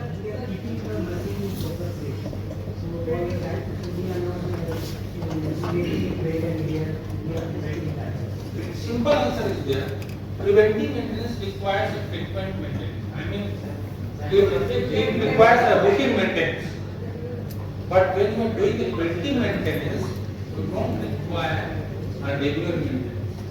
Because you have understood the cause of the failure. Once you obtain the data from the sensors, you have studied the operation of the machine for the past 5 years, you have now understood that what is the reason. When you will understand the cause of anything, understanding the cause is very, very important. In preventing, you are not understanding the cause. You are simply doing the regular maintenance. Whatever the maintenance chart is there provided by the manufacturer, based on that and based on your understanding your company policy, you are doing the preventive maintenance. Preventive maintenance is way far ahead of this. You just getting the cause. What is the cause of that particular maintenance failure, and based on that cause you are doing that particular analysis. So the AI, this predictive maintenance is not a normal thing. Everybody cannot do this. It is AI powered. You need to have the data to analyze that particular failure reason. And once you have analyzed that particular failure, you can change the parameter. If you understood that after 5 years of this particular operation of the machine, the viscosity of the fluid reduces too high. So accordingly, you can change you can select the particular oil for your operation which can have more operating features compared to the oil that you are being using. So this predictive maintenance is all about that. And very important things of this predictive maintenance. compared to preventive maintenance, you are monitoring the characteristics, operational characteristics of the machine on a real-time basis. If your machine is operating, sitting on your computer, you can see how the pressure is varying, how the temperature is varying. So you can have a real-time tracking, which is not possible in case of a preventive maintenance. This is the advantage that we use in preventive maintenance. Preventive maintenance is what? Simple those core operations. IoT, then you are having cloud computing, that is storing the data, machine learning algorithms, and the final one is your big data analytics. Based on that, you are basically analyzing, predicting what is the cause of that particular failure. Then the second important is AI for energy efficiency in hydraulic systems. Most of these hydraulic systems operate inefficiently. What is the reason? Let us give you a simple example of a closed loop hydraulic system. That is one of my project topic also. Here if you see, yes, this is actually my guided system. It is just like a roadway cable. Roadway cable you might have seen. Now aerial roadway cable, that is. The similar principle is being used in underground mines also. For moving of the miners or the workers from the surface, earth surface to beneath the earth. So this is basically closed loop system. Closed loop system and open loop system. In electrical circuits also we are having a closed loop circuit, open loop circuit. In hydraulic systems also we are having open loop and the closed loop circuit. Now what is this open loop circuit? Open loop circuit simply input and output. Simple understanding without any technical explanation. You are giving a certain input, you are getting a certain output. Closed loop circuit means you are getting the feedback from the output. Means you are making a closed loop. So based on the feedback, now let us suppose that you want your system AC to operate only at 25 degrees centigrade. Now it is optimized so that it can reduce or increase the temperature. So when it is getting the feedback, the input, when it is getting the input, that the temperature has now increased or decreased, accordingly it will vary the parameters and it will maintain the temperature of AC at 25 degrees centigrade. If a system is operating at a speed of, let us suppose 200 radians per second in the velocity. Now if the speed will reduce because of increase in the load. If the load will increase at the output side, the speed will reduce. If the load will reduce, the speed will increase. So it will get the feedback and the parameters will be optimized in such a way that it will maintain the speed of that particular electric motor or any machinery which are being operated. So this is what closed loop system is. Now this is purely closed loop system. Now what happens here? We are having a hydraulic system. Now that hydraulic system, how it operates? The pump supplies the flow with the control of the swash plate. So swash plate means what? Whatever the opening of the swash plate is there, accordingly the flow will be supplied. Now in many of the hydraulic systems, you are having a fixed displacement type of pump in closed loop system, the booster pump. We are having two pumps, fixed displacement and variable displacement. Variable displacement is very costly. So in this particular system, we are using normally fixed displacement. So whatever may be the load, the fixed displacement means constant displacement. It will supply the constant amount of flow or the fluid. So if the load will increase or load will decrease, the flow supply is not going to change. So what will happen? The pump is rotating at the same speed. The flow is being supplied at a constant rate. So the same power will be developed by the electric motor. Now let us take another scenario. If the flow requirement is less, the swash plate angle will reduce and it will reduce the flow rate. If the flow requirement is more, the swash plate angle will increase and it will provide you the more flow. So what will happen? As per the requirement, the swash plate will change internally and it will reduce the load on the electric motor. But how that changes will be grabbed, how that changes will be introduced in the system with the help of the sensors. If you are having the sensor at the output, that is your IoT, embedded systems, which are fitted in your particular hydraulic systems. Just I take 10 more minutes. So, if the sensor are fitted on the output end of your system, it will give you closed loop feedback and accordingly the system will adjust its flow and the pressure variation, and it will reduce the pressure, or you can say the power which is being utilized by the pump. So what does it mean? It can be your hydraulic system. Then position control of the hydraulic actuators. Have you heard about this fuzzy logic control? Fuzzy logic का नाम सुना होगा, fuzzy logic. PLC control system, programmable logic controllers. We are having the fuzzy logic. We are having ANN, artificial neural networking. Now what is this fuzzy logic? Fuzzy, again example of this AC. If you need to control the temperature, what is the value that you are getting? 24, 20, 25, 18, 16. You are not getting 16.4445 degrees centigrade. You are not getting that. If you need to move your vehicle and you just need to stop at the first row of this particular steel plate. Not like that. If there is not any fuzzy logic, I'll just stop at the key. But at this particular thing, if I just need to stop at the first grade part of this, grouping of this, there I require the fuzzy logic control. That is the enhanced position control. Enhanced position control. It goes up to in many values after the decimal. That is your enhanced position control. So in mining equipment which are having very precise control, not only mining equipment, if you go in all the defense equipment, like if there is a missile pilot plane, recently I visited DRDO, we have seen the manufacturing of the Tejas and all. You need so precise control you need to have, like the flap should be opened in such a precise manner that it should not deviate from its tuned value. Means there is so precision that if there is any difference in the tune position, it will lead to the cost of that machine, or it can even lead to the fatal of that particular, or the pilot, missile pilot that is being operated, because you don't have any option of error. When you are on the sky, you are on a war, you don't have any option that you should have even the picometer of the chances of the error. So there you need to have the enhanced position control of the hydraulic actuator. So there it is, the requirement of the AI is very, very important. You have such a logic of machine learning algorithms and artificial intelligence even in your mining equipment, that the position control, the actuator should stop and should move back at a particular interval or a particular position of time. That is what we call it as enhanced position control of the hydraulic actuators. Now the last part is there are certain examples.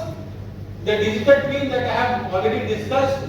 So digital twin is nothing but it is the latest you can say, the most updated version of any machine. That is your virtual you can say the design of whatever the machines is there. If you are having any excavator, or if you are having any underground mining equipment or open cast mining equipment, the virtual layout that you can see in your system, in your computer or the laptop, you can change the parameters there. That is what we call the digital twin. And this concept was first developed by NASA, and it was again developed for the space missions.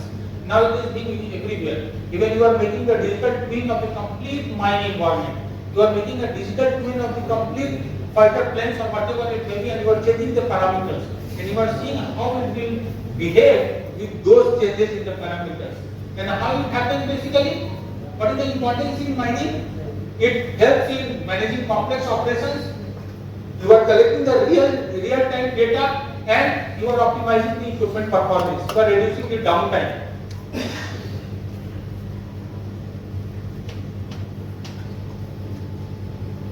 So what are the components? How it is being done? It is not for mining only.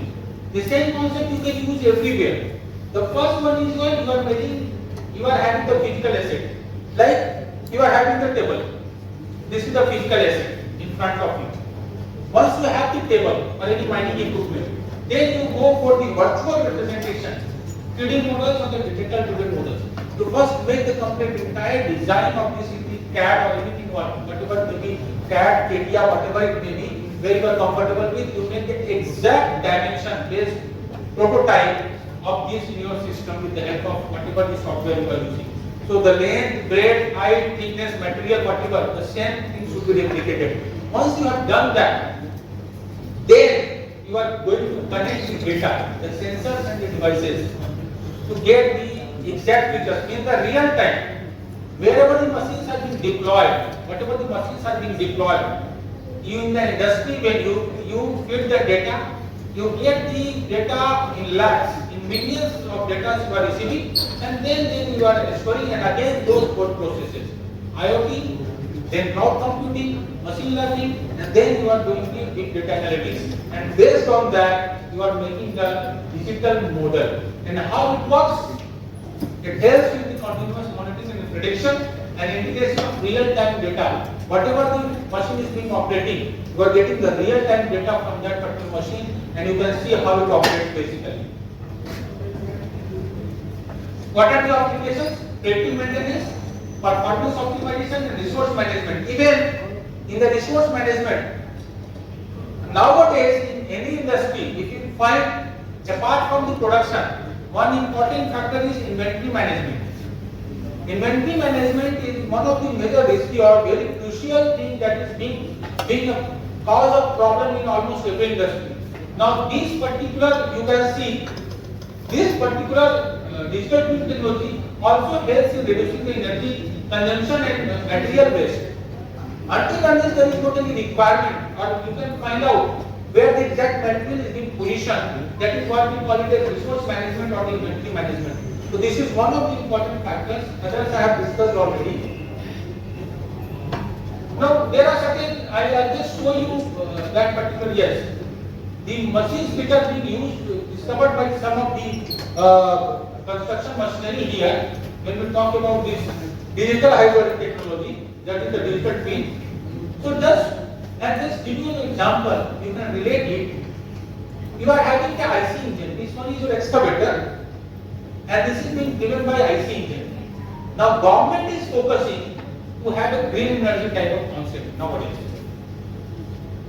So when we talk about green energy, you need to replace that IC engine, which is basically your driven with the help of petroleum products, right? So you are replacing that with the help of these three components, these three things. Either you can have battery or the electric powered primary. Battery powered scooty, battery powered cars, we are CNG also we are finding. The electrically driven autos are there, auto rickshaws are there which are electrically driven. But having experienced the normal auto rickshaw which were operating with the help of IC engine, the speed and the speed of this electrical driven auto rickshaw, there is a huge difference. The speed cannot match with the auto rickshaw that are basically IC engine operated. Even in the machines, if you talk about this battery driven machines or the automobiles, there is a lot problem in the efficiency. It is a green vehicle, but there is a lot problem in the efficiency. Then comes the hydrogen fuel cell and the hydrogen IC engine. Production of hydrogen is not such an easy thing. There are three things which this demands. One is the temperature. Then you need to have the transportation and the storage. The storage and transportation of hydrogen is a very big issue. Very big issue. That is just almost as of now the researches are being going on. So all these factors compared to when we talk about IC engines are not as much efficient as of now, maybe certain regions, compared to the IC engine that we are having. And when we talk about this green energy also, this fuel cells or like all those things, if they are combined with this digital hydraulic technology, that whatever the technology that we have discussed about, whatever the system is that, all these issues will be solved. This is the current research practices. When we talk about Industry 4.0, the renewable sources of energy plus, or you can say the green sources of energy plus the digital hydraulic technology, specifically in space applications, in mining applications, or automobile construction applications, these will give you whatever the requirement you are getting from your IC engine. Higher productivity, improved energy efficiency, runtime, energy storage, even more than that. But this is the current practice of research which is being going on how to integrate this digital hydraulic technology with battery electric or hydrogen IC or hydrogen fuel cell. Even in the electric this electrical driven auto rickshaw or the automobile, this hydraulic technology is not being implemented because of certain difficulties. But once it is being done, it will give you the efficiency compared and that of your IC engine. These are some of the examples. This is being manufactured by Not Digital. Not Digital is a company. The Volvo Construction Equipment have tied up with this particular Not Digital. This is your Not Digital, which is manufacturing a digital hydraulic cylinder. So all the sensors and the data will be embedded on this hydraulic technology and this hydraulic cylinder only. You don't require anything on the cabin of the operator. Everything will be embedded here and the control will be automatic. The hydraulic cylinder will automatically control its position, its efficiency based on the data received at the load end. What is the load end data? Based on that, all the cylinders will automatically, you can see here. This extruded part is the sensor embedded and it is a closed loop system. It is controlling everything by itself. The function of the operator here will be just for the safety, nothing else. Each and every control will be done by the cylinder only. Then you are having this pump. This one is not a normal pump, not a normal conventional hydraulic pump. This is again a digital pump. So digital pump again will sense the data that I have just told you that it will control this fast plate angle by itself. Depending upon the load and the requirement, it will supply the pressure and the flow. So this one is again your digital hydraulic pump. So it is used by Volvo Construction Equipment in collaboration with Not Digital. So out of all this, what we have understood that we are having few these general benefits of mining 4.2 that you are getting enhanced productivity and cost optimization. Obviously, when you are reducing the downtime, the cost will be optimized and the productivity will also increase. The most important thing is that you are having data-driven strategic decision making. Like they are reducing the intervention of the human beings, but at the cost of something else. But still, this data-driven strategic decision making will reduce the human intervention, and based on the data received, the system will automatically make the decision and how it should be operated. But always there are certain barriers. The first important barrier in this implementation of this digital hydraulic technology is that many of the foreign industries, foreign companies have implemented this digital hydraulic technology completely almost. So the first thing is skilling. We don't have as of now that much of a skilled workforce. And very important parameter I am telling you, which is the need of an industry nowadays. The hydraulic technology, hydraulic systems in many of the universities, in many of the academia, you will not find these courses. This hydraulic fluid power and control, this is being not taught by many of the academia also. In foreign countries, if you go in Germany, if you go in Italy, or even in the USA, they are having a complete entire course on these fluid power systems, which is the most important factor nowadays in almost all the industries, all the automobiles.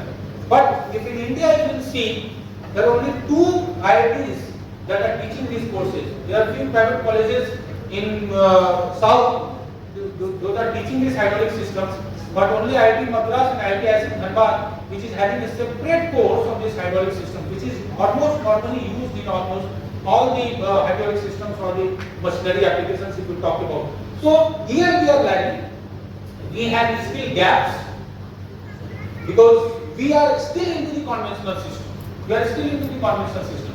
Whatever from the last 20 years, we are not communicating with the industry, we are not communicating with the changes. Even in the academia, I am telling you, almost most of the academia, they are not communicating with the industry. What is the requirement? Based on the conventional systems we are teaching, we are moving with that base only. But if you need to make ourselves employable, you need to move with the moving technology. That is what we call it industry 4.0. Because if you are having a skill gap, after studying from the institute also, if you are moving into the industry, they will be giving you 1 year of training. So that is the loss of the industry actually. So normally industry is also looking for that kind of place, that if they are getting skilled workers beforehand, it is very much important. So nowadays, from the last 10 years, you might have seen the concept of TPUs. pre-placement offers. What is the meaning of this PQ? And the industries are recruiting the interns in the final year of their graduate, undergraduate or postgraduate, and they are giving them some project work. During that time, they are training based on the name of internship. Hardly few money are being paid, 20,000, 30,000. The students are getting trained also, and at the end they are giving the PQ. It will be more beneficial than recruiting undergraduate student at a salary package of 1 lakh or 2 lakhs per month. So they are recruiting early at the early stage only. So this skill gap is one important factor, and this also requires higher capital and integration cost. It is not just as much easy. Using this, even if you are purchasing a smart classroom or making your classroom smart, that costs a lot. So when we talk about machinery, it is very costly. And the most important is your cyber security threats. Whenever the term internet comes, we are having the chances of the data stolen or the cyber security. This is one of the most important threat that is being a barrier of, you can say, the challenge in implementing this digital technology. So this is all what I discussed for this particular thing. For when we talk about industry 4.0, we need to, the academia need to collaborate with the industry to understand the need, and accordingly can train the manpower. Then they invest in the R&D, the innovation that the government is doing nowadays. And these are some of the basically the vision for the future. When we talk about mining 4.0, that is your smart mines. Most of the mines nowadays India is thinking about the smart mines and the autonomous and adaptive systems to have the automatic control, automatic operation of the many of the machines where you don't require the human intervention. So these are some of the vision that is to be implemented. So this is all about conclusion. Thank you so much. If you have any questions, you can please go ahead. Thank you so much. If any one of you has any questions, please you can ask. I'll try to answer.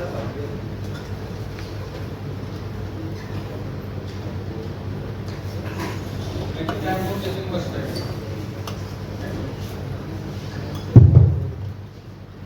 Thank you, sir, for the nice presentation. You have connected Industry 4.0 with Mining 4.0 along with the mechanical and electrical concept. So that is in a very lucid manner. So thank you very much, sir.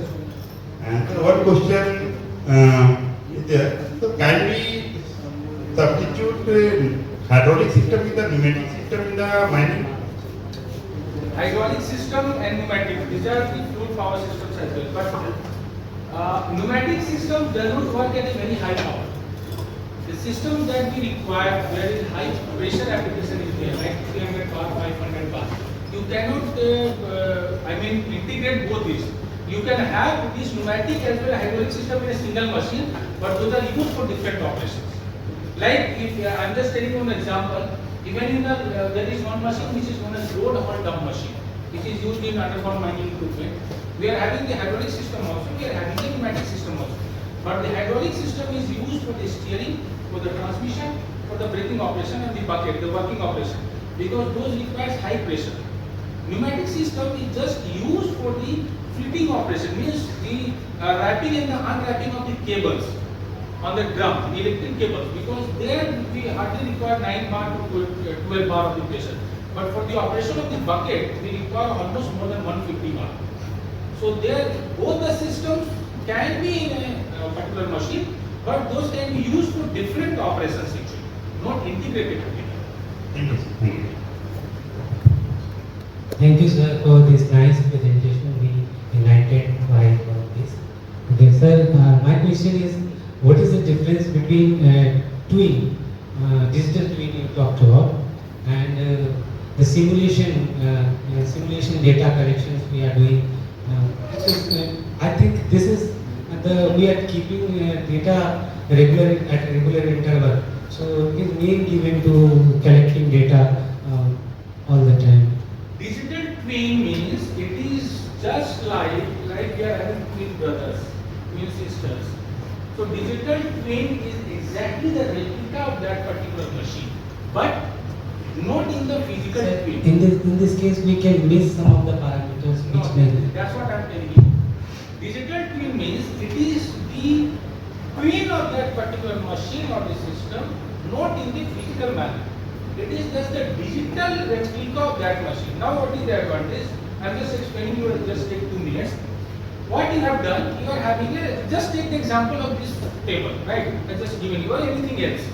You just embedded certain sensors here.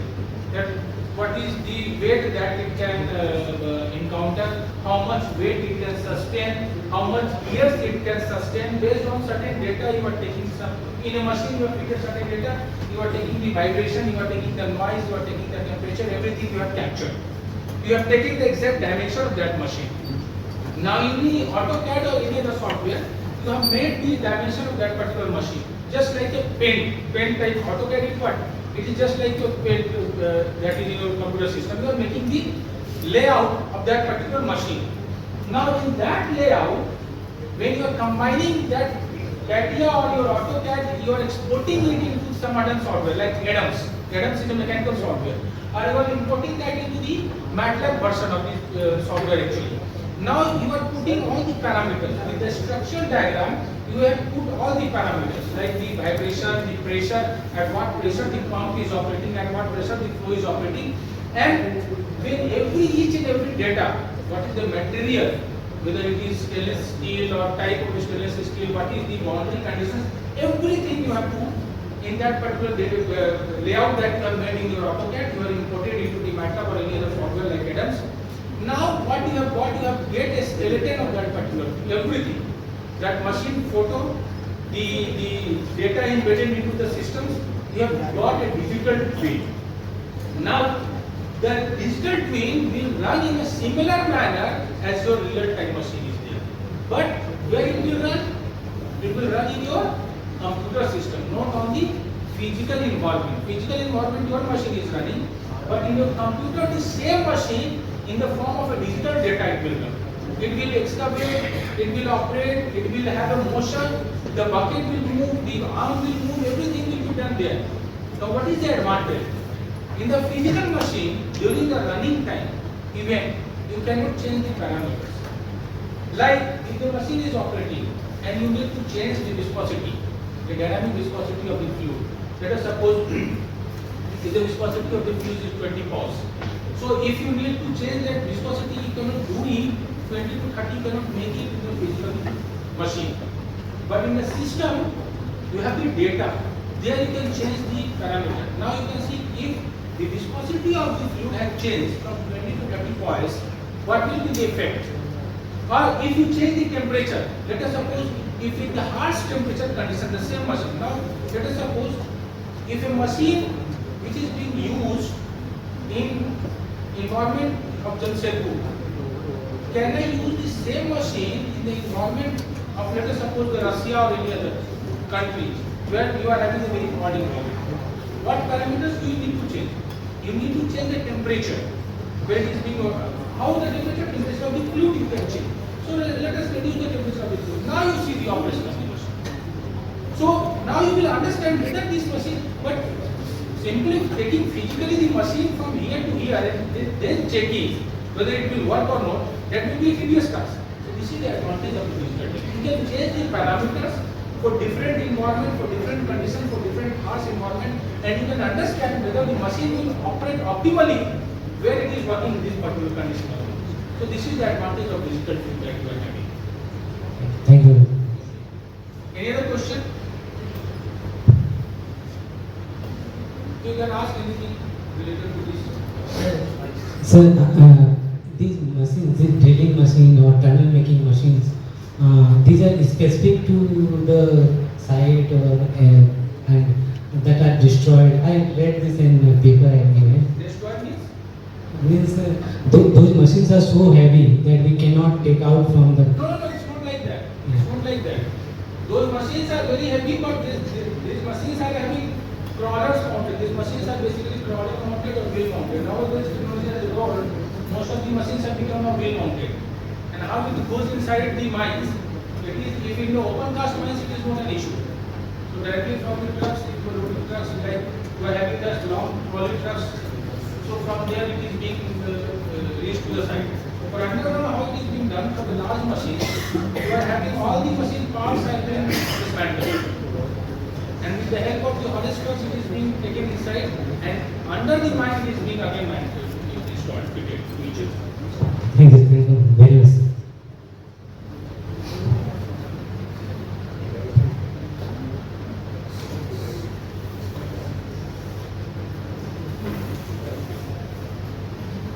Thank you, sir, for insightful and in-depth of accessible hydraulic system and mining and machinery. And also, you have taught us to focus on the gap between the conventional and the industry 4.0 requirements. Thank you so much, sir. Now, I request IPSC Director and Dean, School of Engineering and IT, Dr. Kumar Pandey, sir, to felicitate Dr. Ajit Kumar, sir, with token of gratitude.